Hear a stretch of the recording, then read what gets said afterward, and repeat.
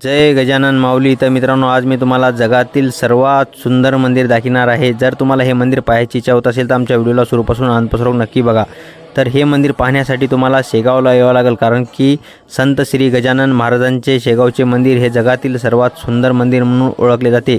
कारण इथं तुम्हाला VIP दर्शन पास मिळणार नाही आणि तुम्ही पैसा देऊनसुद्धा दर्शन करू शकणार नाहीत, कारण की सर्वांना सर्वसाधारण लाईनीमधूनच दर्शन करावं लागतं. इथला रूलच असा आहे मित्रांनो. तर गजानन महाराजांचे मंदिर पाहत असताना तुम्ही मंदिराला प्रदक्षिणा घालायची आणि किती सुंदर आणि किती स्वच्छ मंदिर आहे हे पाहून घ्यायचं, कारण की इथला प्रत्येक व्यक्ती आपल्या मनानेच काम करत असतो. म्हणून इथं मंदिर इतकं सुंदर आहे, कोणालाही काम सांगायची गरज नाही. तर मंदिराला प्रदक्षिणा घालत असताना तुम्ही किती स्वच्छता आहे पाहून घ्या. आणि महाराजाच्या पालखीचे दर्शन झाल्यानंतर मित्रांनो, आजूबाजूचा परिसर पाहून घ्या किती सुंदर आणि किती स्वच्छ आहे ते.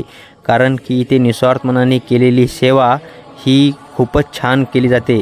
तर मित्रांनो, मंदिरापासून आपल्याला पायच निघणार नाही, इतकं सुंदर मंदिर गजानन माऊलीचे आपल्याला पाहायला मिळतं. तर इथंच राहावं असं वाटत असतं, तुमचा इथून पाय देखील निघणार नाही मंदिरापासून, इतकं सुंदर मंदिर आहे. तर मित्रांनो, शेगावला सर्वप्रथम आल्यानंतर इथे तुम्ही रूम बुक करून घ्या देवस्थानच्या आणि आंघोळ करून या बारीमध्ये लागून महाराजाच्या समाधीकडे दर्शनासाठी या.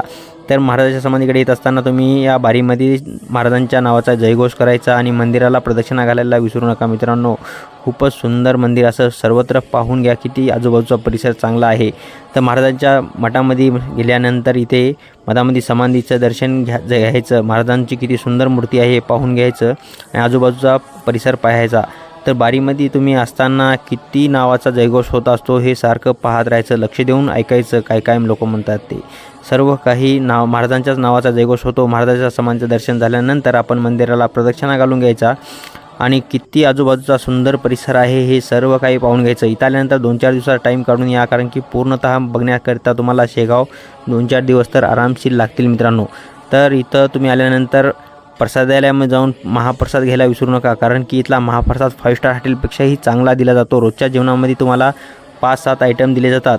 तर आता आपण महाराजांचं पूर्णतः मंदिर पाहून घेतल्यानंतर मित्रांनो, सर्वत्र किती सुंदर आहे हे परिसर आपण सर्व काही स्टेप बाय स्टेप पाहून घेत आहात. जर तुम्ही आमचा व्हिडिओ पाहून येत असाल तर तुम्हाला खूप मदत होईल इथे फिरण्याकरिता. तर आता आपण जे आपल्याला भूक लागल्यामुळे आपण महाराजाच्या प्रसादालयाकडे येऊन आता महाप्रसाद घेत आहोत. सर्वप्रथम तुम्हाला भात दिला जातो मित्रांनो, त्याच्यावरती कढी टाकली जाते आणि पिठलं कंपल्सरी मित्रांनो 2-3 टाईम दिलं जातं, कारण की महाराजाला पिठलं खूप आवडतं. वरण दिलं जातं, एक बुंदीचा लाडू आणि चपाती दिली जाते. इथले महाप्रसाद तुम्ही खाऊन तुम्हाला कसा वाटला काय नाही कमेंट करून नक्की सांगा.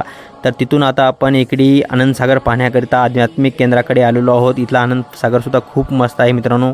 एक आठवडा पूर्ण आनंदसागर तुम्हाला पाहायला संपणार नाही, इतका मोठा आनंदसागर आहे. एक वेळ झाल्यानंतर इथं आनंदसागर पाहिल्याशिवाय तुम्ही घराकडे वापस जाऊ नका, खूपच सुंदर आहे.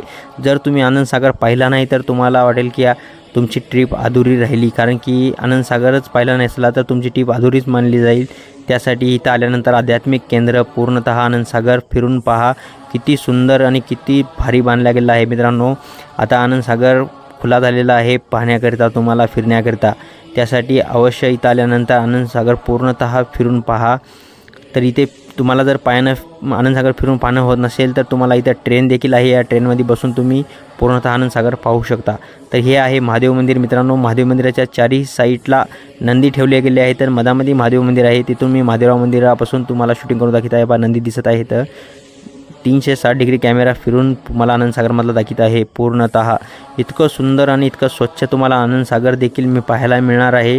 त्यासाठी इथं विनाशुल्क आहे मित्रांनो, त्यासाठी पाहायला विसरू नका आनंदसागर, कारण की खूपच सुंदर आनंदसागर तुम्हाला पाहायला मिळणार आहे. त्यासाठी शेगावला आलात ना तुम्ही तर महाराजाकडे 2 दिवस राहा, आनंदसागरकडे 1-2 दिवस तुम्ही पूर्णतः फिरून पाहू शकता. इथं वॉटर पार्क देखील आहे आणि किती सुंदर हे महादेवाचे मंदिर आहे. इथून जाण्याकरिता दरवाजा आहे मित्रांनो. या गेटमधून तुम्ही मध्ये गेलात ना, किती सुंदर मंदिर दिसत आहे पाहू शकता. पूर्णतः आनंदसागर तुम्हाला फिरण्यासाठी 1 आठवडा देखील लागू शकतो.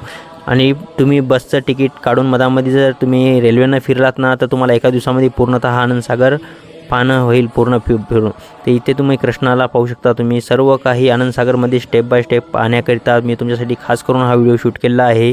पूर्णतः कवर करून दाखवायचा प्रयत्न केला आहे. आशा करतो तुम्हाला रोजच्यासारखा माझा आजचा हा ब्लॉग व्हिडिओ नक्की आवडेल. त्यासाठी पूर्णतः आमचा व्हिडिओ तुम्ही बघत आहात असं मान्य करून मी तुम्हाला पूर्ण स्टेप बाय स्टेप हिंडून दाखवत आहे. त्यासाठी मित्रांनो एक वेळेस इथे नक्की या शेगावला आणि तुमचा अनुभव आमच्याशी शेअर करा. तुम्हाला शेगाव कसं वाटलं काय नाही ते. तर आशा करतो मित्रांनो तुम्हाला आजचा हा माझा ब्लॉग व्हिडिओ नक्की आवडला असेल. जर तुम्ही नवीन असाल आमच्या चॅनलवरती प्लीज आमच्या चॅनलला लाईक करा, शेअर करा, सबस्क्राईब करा, साथ ही साथ बेल आयकॉनला प्रेस करा ताकी असेच मेचे रोजच्या रोज नवनवीन व्हिडिओ तुमच्यापर्यंत पोहोच जातील. तर भेटूया मग अशाच एका नवीन ब्लॉग व्हिडिओ